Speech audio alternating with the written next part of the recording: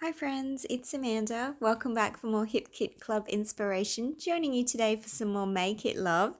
And of course, it's cut files day today. So I'm using this gorgeous cut file from the May subscribers. And it is just such a beautiful wreath designed by our very beautiful Kimberly. And I couldn't resist combining it with lots of fussy cutting today. So fussy cutting paper number 3, and I haven't used that one yet.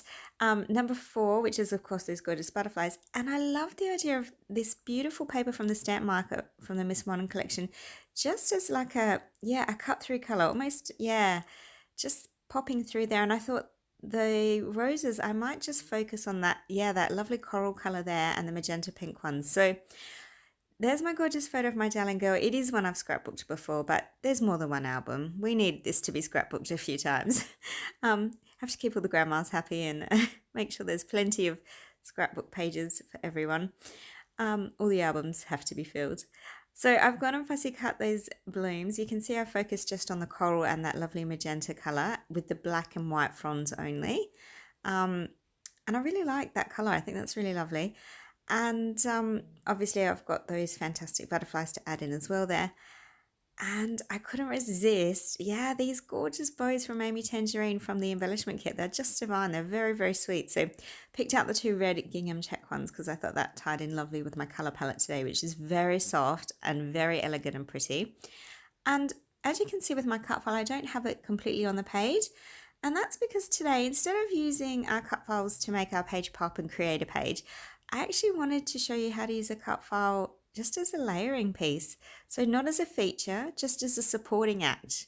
You know, sometimes those best supporting actors and actresses are always the best. That's my cut file today. That wreath is just going to help really form and create my page. So thinking about, using the bottom left and top right sections and then having that undertone of that gorgeous stamp marker paper beneath as well. So that's pretty much what I'm thinking of doing. So I'm actually going to start cutting apart this wreath and making a big mess of it because I think it's good to cut up your cut files and change them up and use them differently. I mean, it would look perfectly as it is just straight on the paper, but I wanted to do something different. So I'm just going to put a few tiny pieces of tape in it just to hold it ever so slightly in place so that I can snip out the pieces that are excess so I can use them elsewhere.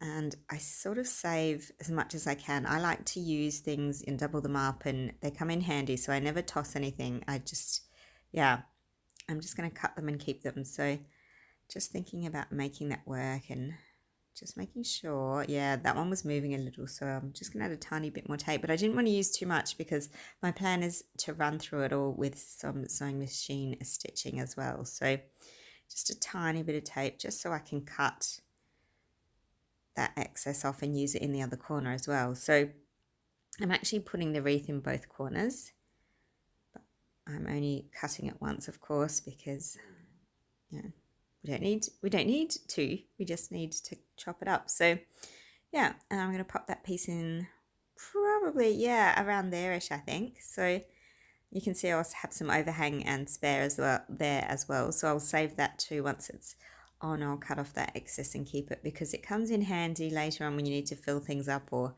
you might have a gap on your page. So for my cardstock today, I'm actually using the Tutu pink color from the cardstock kits, and I love that soft pink. It's really, really elegant, and I think that's today's page for me. It's soft and it's pretty and it's elegant and it's just lovely for my darling girl. It's a really special one. So and this one's actually for her album, so this will be nice for her. I know she'll really love how delicate and pretty this is, and it's got a lovely message and tone to it. So come back to that a little later, but there we go. Now you can see I've got my cut files on. I'll save those excess pieces because I will use them again. And I'm probably, I'm thinking about, I'm going to stitch it, but I might focus on that, the left and bottom sections of the cardstock as well. I'm just a little undecided, but I do decide to do it. So I'm just going to quickly take it away. Machine stitched on both those sections, and then I did the L shape and I did a double stitch there, so it's a little bit messy and a little bit interesting on that side because my plan is to distress those almost that L shape, the left side and the bottom side, so that you can see that gorgeous Miss Modern paper coming through. But because that paper is so divine, it is so wasteful to cover so much of it. So I'm actually going to just cut a 1-inch L-shape trim of it so that I've got a whole bunch of that paper left because it is gorgeous and it's a floral. I cannot waste florals. A lot of papers I would have just glued that over the top, but when it comes to really pretty florals, I just can't. I can't bear it. And of course, the stamp marker is really hard to get a hold of here in Australia unless you buy directly from them. So I am definitely holding on to my stamp market papers for as long as I can because our post is super slow too. So on we go with that gorgeous cardstock and now distressing it so you can get those lovely pops of orange coming through. So it's messy, it's stitched, it's lovely. I love it. It's lots of soft, messy texture, but in a really gentle and elegant way. So just coming along and making sure I'm happy with that. Not too messy, but I do want you to see those pops of colour. So I will tear it in a few spots and just really, yeah, scrunch it up and make the most of it. And you really do have to scrunch the basil cardstock, might I add. Basil is so strong. I forget because I use a lot of the American Crafts lighter, easier weight papers for my cut files.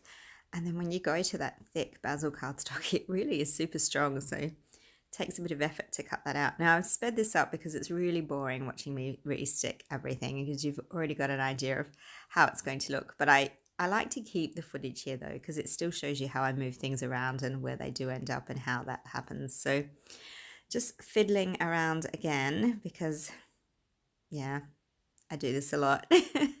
I think it comes down to once everything's in place, I like to make sure it's all going to work and it, yeah.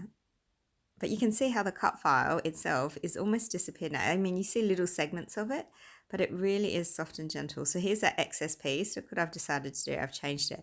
I'm actually going to, instead of doing the 2 arc pieces in the corners, I've decided that I will have a piece coming up the top and an extra piece coming up the bottom. So it ends up looking more like an L shape at the bottom, which is fine. I just changed my mind. I wanted those main blooms to pop just a little bit more against the cut file, so I have foam mounted them. I'll tuck in all the butterflies, of course, because they're more of a supporting act as well for the cut file and my photo. So on they go.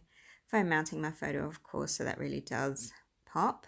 And being such a dark photo on such a beautifully soft and delicate colour scheme page, I think it really stands out anyway and grabs your attention, so that's good. Some of the Dear Lizzie, I think it's Here and Now collection. I think it's called that. I'm not sure. It's the new Dear Lizzie anyway. One of those fantastic cardstock 6x12 stickers. Those Amy 10 bows. Oh, it's so much pretty. It's always so much pretty. Using the Fifth and Monaco stickers as well. I love these. These are gorgeous and I play around with them a bit actually. But moving on to that other section now on my page. So just coming in and filling that part as well. And you can see, look, my cut file's still there. There are definitely lots of elements of it showing, but I really am using it as a layer and a supporting act. And it really does help to keep the shape. Like it's almost like instead of using a pencil line, you've got your cut file to guide you to keep the form and shape of the page. So I find that really helpful as well. So looking good. Happy with that, just fussing on those last few butterflies. So it's a really simple page. I mean, it's one you can make at home really, really easily and quickly. It looks beautiful, but it's next to no time. So thought about adding in, yeah, one of those gorgeous no, they're not Prima blooms. They are from Maggie Holmes. And they're in the embellishment kit as well. So they look like they could be Prima ones. I don't know. They're really gorgeous. And I ended up choosing that softer, smaller pink one because of course it ties in beautifully. And back to those Fifth and Monaco stickers. I don't know what it is, I love the gold foil, but lately I just haven't been able to get it on a page. I don't know, maybe my gold is over. My love of shiny things might be waning, I'm not sure. But I did love the Vicky Bouton sentiment that said new view.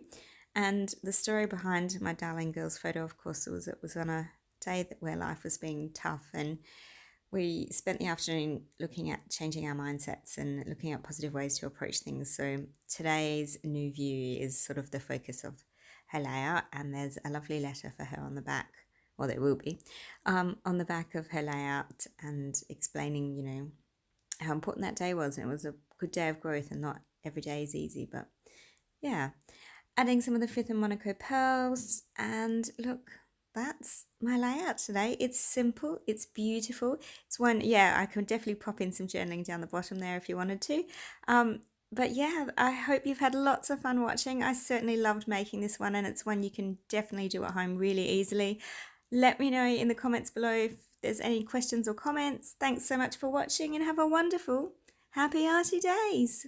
Bye.